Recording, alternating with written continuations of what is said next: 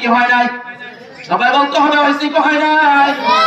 উমরের মৃত্যু শাহাদাতের মৃত্যু এমন ভাবে হয়েছে, অনুভূতুর রহমান আল্লাহর ইবাদতের ভিতরে অর্থাৎ নামাজের মধ্যে যখন দাঁড়াইলেন, নামাজের ভিতরে মুনাফিকের দলেরা আমিরুল মুমিনের উপরে ছুরি আঘাত করলো, চাকু দিয়া আপনার গায়ে দিল, টুকরা টুকরা করার মতো ব্যবস্থা হয়ে গেল, এমনকি ভিতরে পেটের নাড়ি বুড়ি বের হয়ে গেল, আপনার ফিনকি দিয়া গলা কাটা গরুর কুরবানির পশুর রক্ত নেই, উমরের রক্ত বের হয়ে গেল।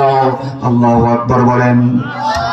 শেষ পর্যন্ত বিদায় নিলেন সেই উমর, পরে তার দ্বিতীয় দোয়া আল্লাহ কবুল করলেন। ওই নবীজির পাশে তৃতীয় নাম্বার কবর উমরের আছে কি নাই? কেরা কেরা দেখছেন বাস্তবে? দেখে আছে কিনা এখানে? কে কে দেখছেন বাস্তবে? কে কি মদিনাতে যান নাই? আলহামদুলিল্লাহ। প্রিয় ভাইয়ের আমার, 3 নাম্বার কবর কার?